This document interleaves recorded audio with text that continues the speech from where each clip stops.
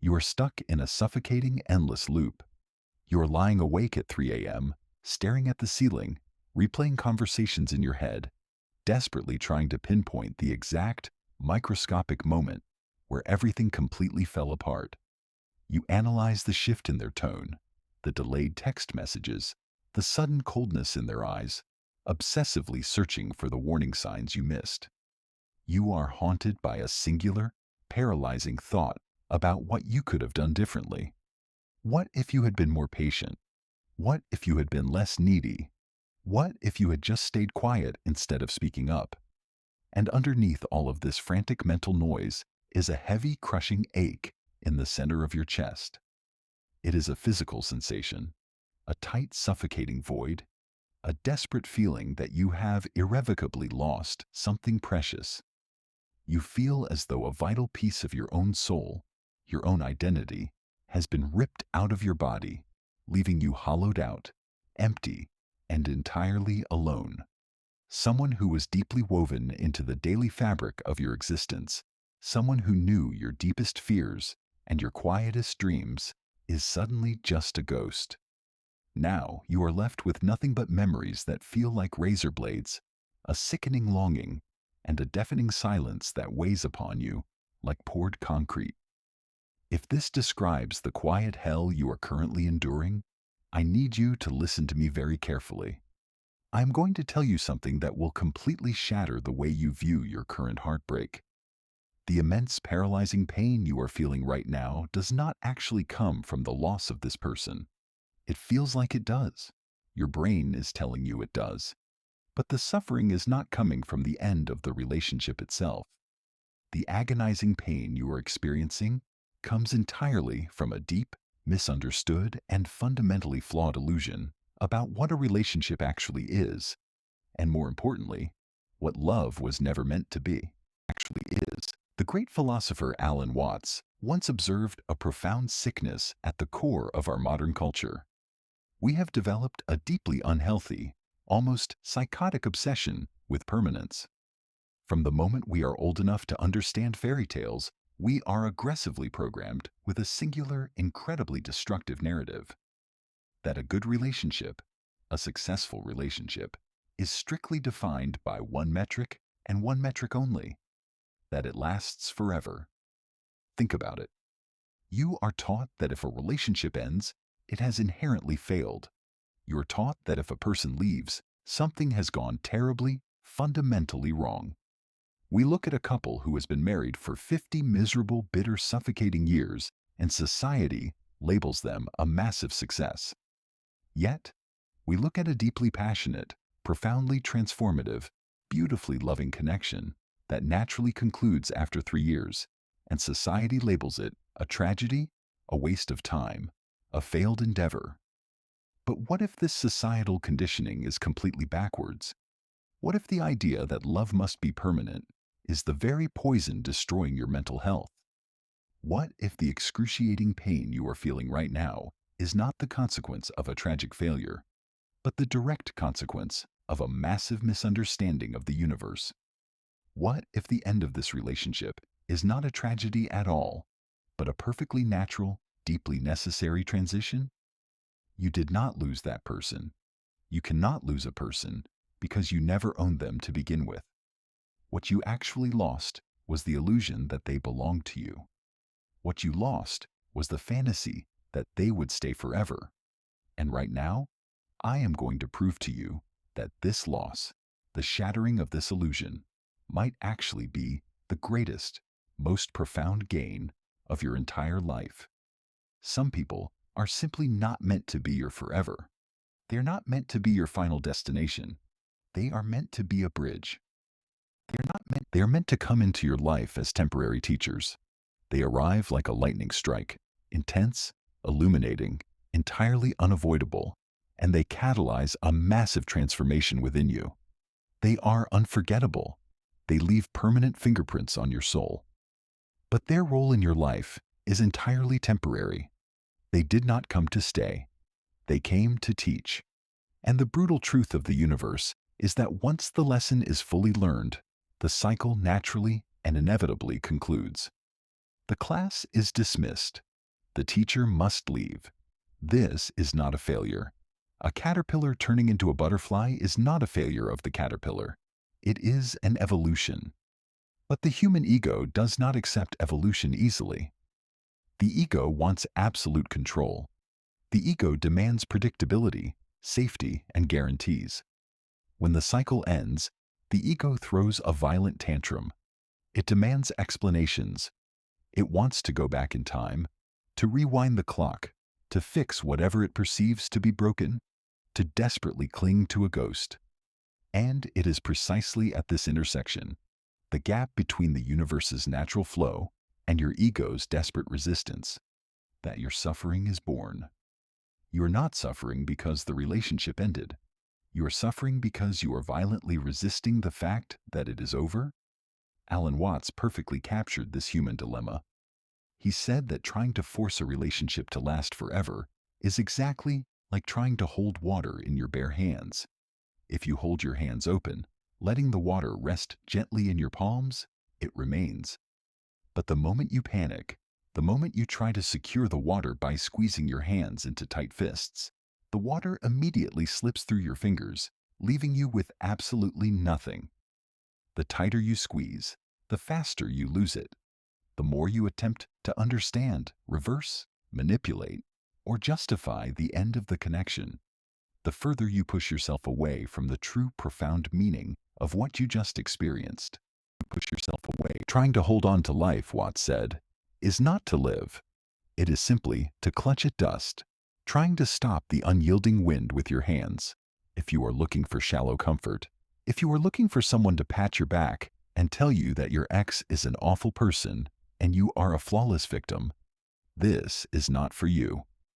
If you are looking for toxic ways to make them regret leaving, or manipulative psychological tricks to win them back and resume the illusion, you must look elsewhere. But if you are finally ready to confront the naked, terrifying, liberating truth about what is actually happening to you right now, then stay with me. If you want to step out of the suffocating narrative of the victim, to go beyond the surface-level pain, and discover the raw, empowering reality hiding beneath your heartbreak, then prepare yourself. Because when you finally change the fundamental question you are asking, when you stop crying out to the void, "Why did this happen to me?" and bravely begin asking, "What exactly did this person come here to teach me?" something miraculous happens. A profound alchemy begins within your mind. The heavy chains of grief start to dissolve. You're about to realize that what you have been tearfully calling a loss is, in absolute reality, the most crucial, expansive stage of your own personal evolution. Let us dissect the precise mechanics of your suffering. Why does it hurt so incredibly much when someone walks away? Why does a relationship reaching its natural conclusion feel like a catastrophic, life-ending personal disaster? Why does it feel as though a vital organ has been surgically removed from your chest without anesthesia? Alan Watts would argue that the root of this agonizing suffering lies in our deeply ingrained, entirely unconscious obsession with permanence. We are conditioned from infancy to believe that the success of a human bond is measured exclusively by its duration. If two people marry and manage to coexist until one of them dies, regardless of how resentful, isolated, or devoid of intimacy they became, we culturally celebrate them. But if two people share 2 years of absolute magic, of deep vulnerability, of mind-expanding growth, and then realize their paths are diverging and peacefully part ways, we label it a tragic failure. We view childhood friendships that fade as sad losses. We view passionate romances that burn out as devastating mistakes. But who wrote these rules? Who universally decided that truth must be eternal to be valid? Our modern Western culture, heavily shaped by rigid historical traditions, rigid economic structures, and social expectations, has terrified us into avoiding endings at all costs. We are terrified of breakups. We view any termination of a bond as a glaring red scarlet letter of failure. We are taught to look at the length of a connection as the only legitimate proof of its underlying worth. But Alan Watts invites us to wipe the fog from our eyes and look at the universe as it actually behaves. He shows us that impermanence is not a glitch in the system. Impermanence is the defining feature of existence. It is the only true constant. Everything, absolutely everything, is in a state of continuous flux. The river flows precisely because it does not hold onto the water. The tree grows, its leaves burst into vibrant greens, turn brilliant shades of orange and red, and eventually die and fall to the earth, creating the fertile soil for the next spring. Night inevitably consumes the day. The tides aggressively crash onto the shore and then quietly retreat. The universe is a magnificent, endless dance of birth, death, and rebirth. Why then do we stubbornly demand that our human relationships be granted some magical exemption from the universal law of nature? Why do we expect our love lives to defy the physics of the cosmos? The answer is painful to admit. We have been conditioned to deeply confuse love with ownership. We confuse a relationship with permanence. We look at a person and our ego says, "You are mine." But to genuinely, truly love another human being is to allow them to be utterly free. It is to love them as a process, as a moving, changing entity, not as a static object you can lock inside a glass display case. True love is having the immense courage to allow the other person to go if it is their time to go. It is recognizing that the breathtaking beauty of a connection is not found in how long you managed to drag it out, but in the blinding intensity and honesty of the time you actually shared. True liberation begins the exact moment you willingly abandon the completely fabricated idea that what didn't last forever was somehow less real, less valid, or less true. A love can be incredibly deep, profoundly authentic, entirely transformative, and still not be meant to last until the end of your life, and that is perfectly okay. The intrinsic value of an experience is not found in the fantasy of forever. Its value is found in exactly what it managed to reveal to you while it was happening.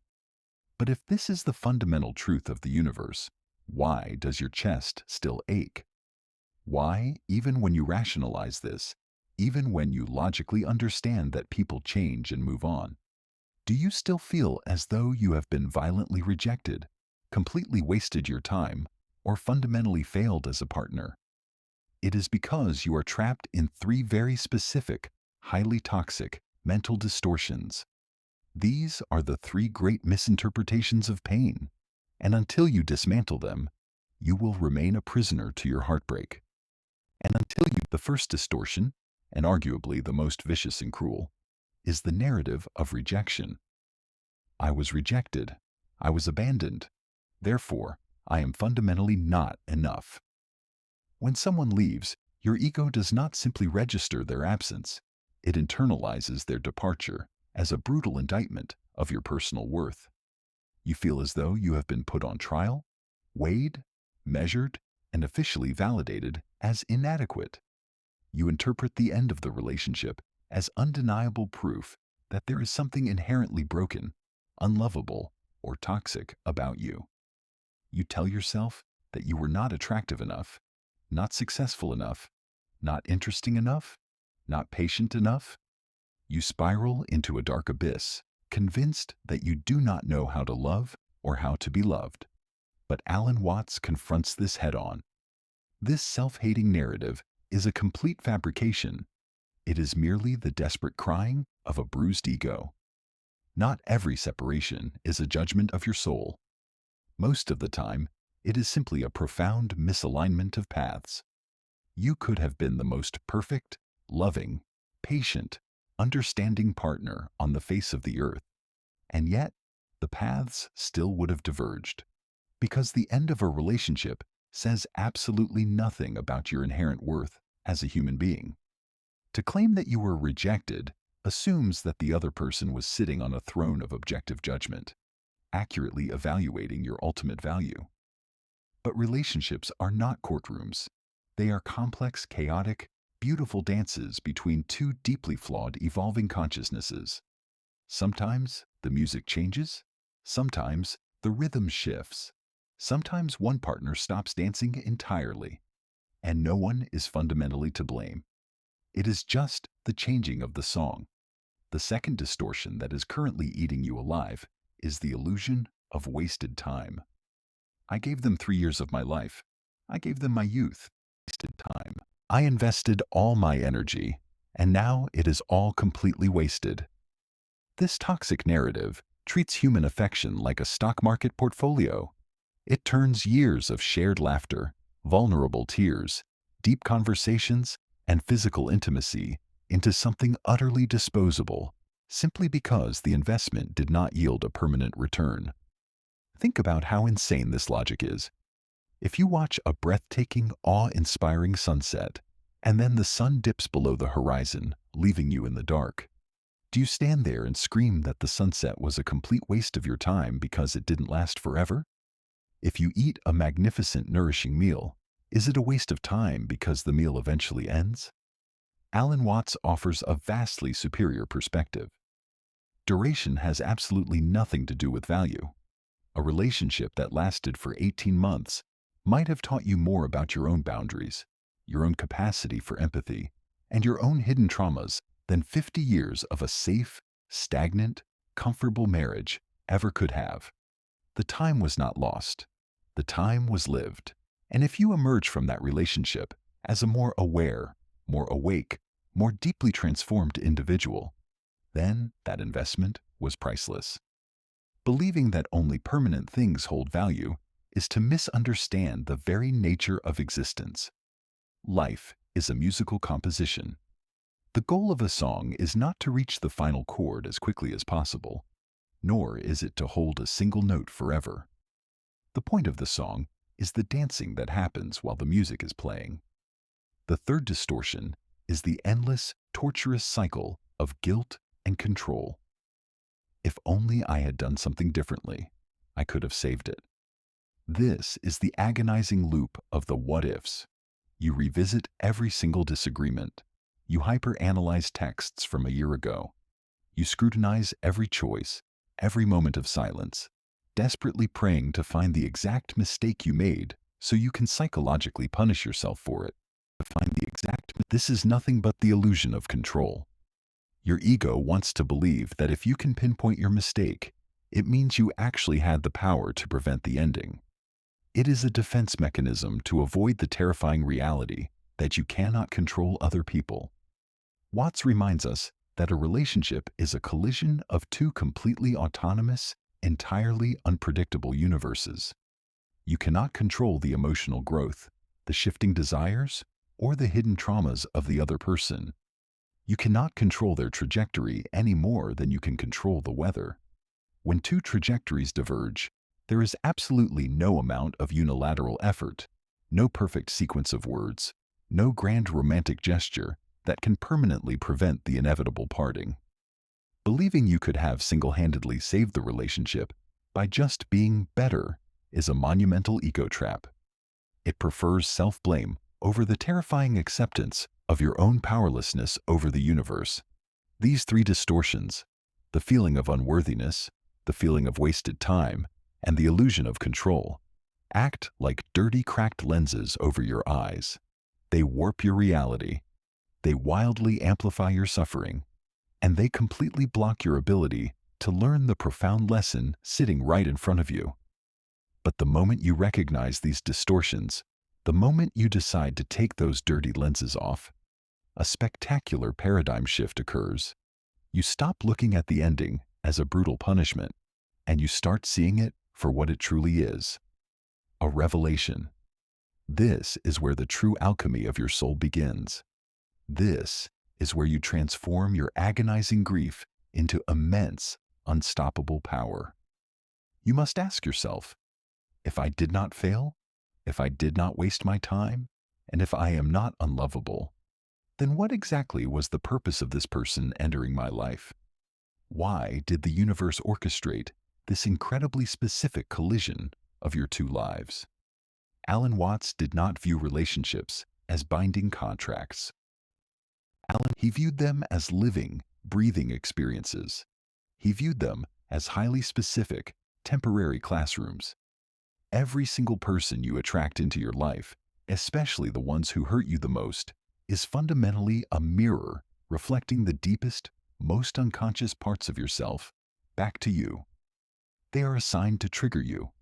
They are assigned to bring your suppressed fears, your unresolved childhood traumas, your hidden insecurities, and your unacknowledged desires to the surface where they can finally be seen and healed. When you make the radical decision to shift your perspective from the role of the victim, the person who cries, "Why did they abandon me?" to the role of the student, the person who asks, "What did their departure force me to confront?" your entire reality changes.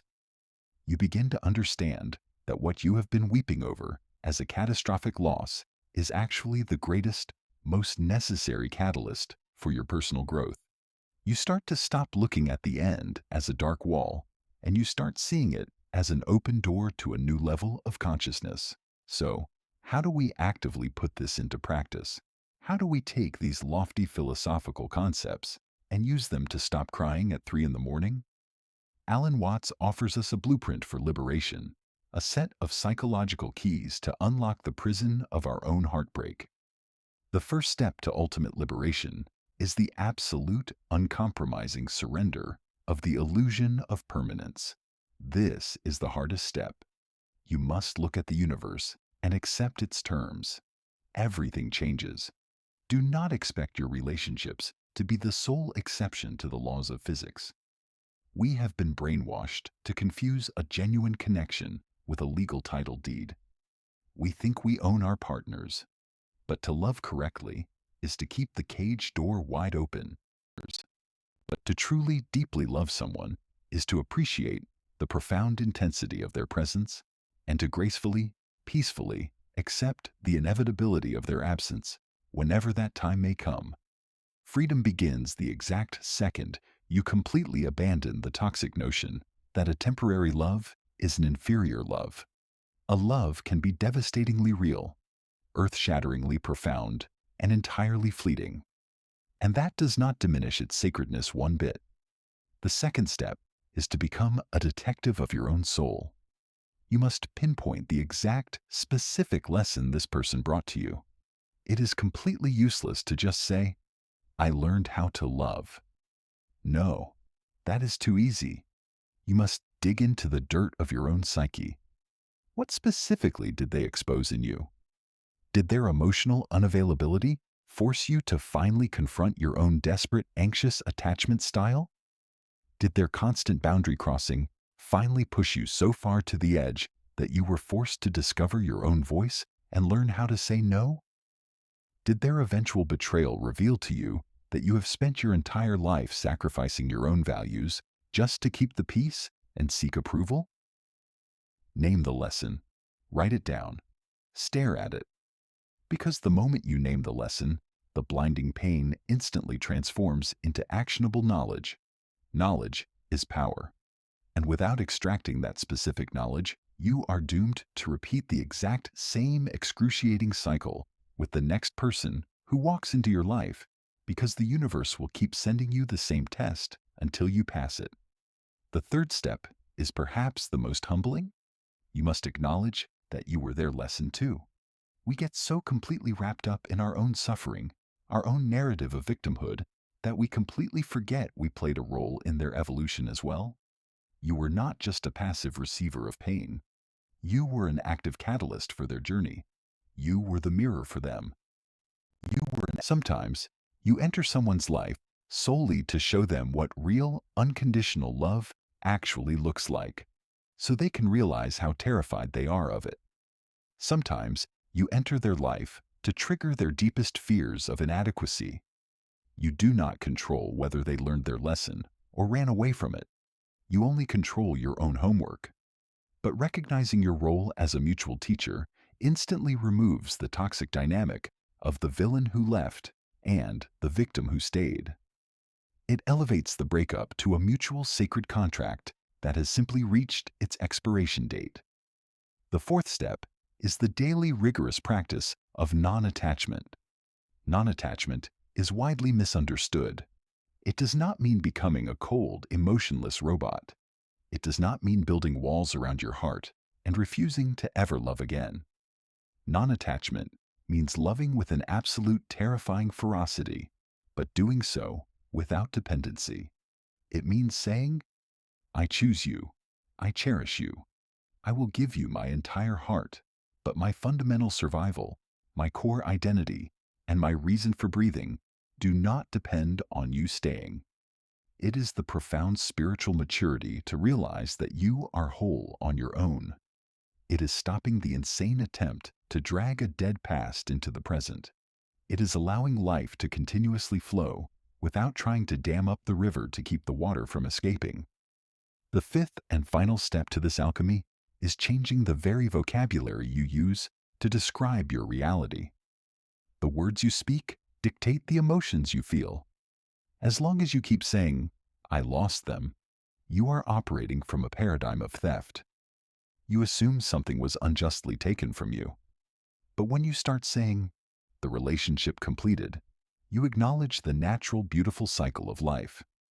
Completed implies that a specific purpose was successfully fulfilled. The song was played, the final note resonated, and now there is silence.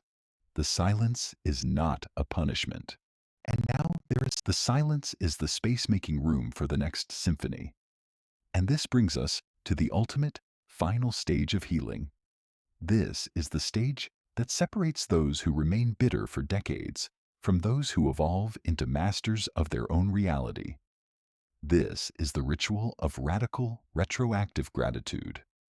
Right now, you are probably thinking, how on earth can I possibly be grateful for the person who shattered my heart? How can I be thankful for the sleepless nights, the anxiety, the betrayal, the crushing loneliness? But true gratitude, the kind of gratitude that Alan Watts speaks of, is not about ignoring the bad behavior of your ex.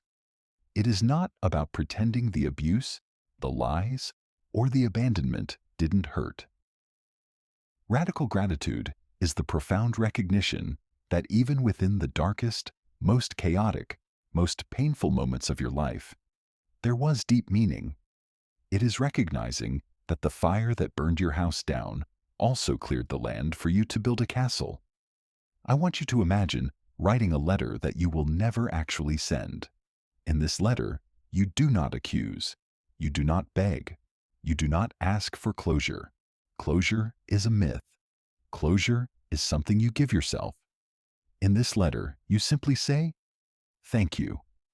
Thank you for entering my life and showing me the exact places within myself where I was still broken. Thank you for leaving, because your departure forced me to finally stand on my own 2 feet. Thank you for exposing my fear of being alone, so I could finally learn how to become my own best friend. Thank you for the breathtaking highs that showed me what I am capable of feeling, and thank you for the devastating lows that showed me what I am capable of surviving. I release you. I release the illusion of forever. I release the need to control you, and I take back all the power I gave to you.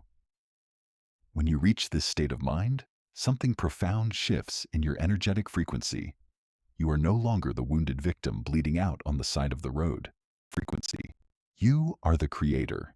You are the protagonist of a vastly more interesting story. You have taken the heaviest, sharpest, most painful rocks that were thrown at you, and you have used them to build an impenetrable foundation for your future self. You must remember this above all else. You have already survived the absolute worst part. The exact moment they walked out the door, the moment the relationship ended, that was the lowest point. The person is gone. The fantasy is dead. The illusion of forever has been violently stripped away. And yet, look at yourself. You are still here. Your lungs are still pulling in oxygen. Your heart is still aggressively pumping blood through your veins. Your mind is actively seeking understanding. You did not die when they left. You thought you would, but you didn't. This fact alone is undeniable, biological proof of your immense, inherent resilience. So, what happens now? What do you do with this empty space? You do not try to desperately fill it with distractions. You do not numb it. You step into the void, you gather the pieces of the lesson, and you refuse to carry the resentment. You step out of the shadows of what was, and you stand firmly in the light of what is. You live with a deeper presence. You love with a more profound awareness. You stop looking for people to complete you, and you start looking for people to simply share in your already existing completeness. You understand now, on a fundamental level, that relationships are not cages to trap the wind.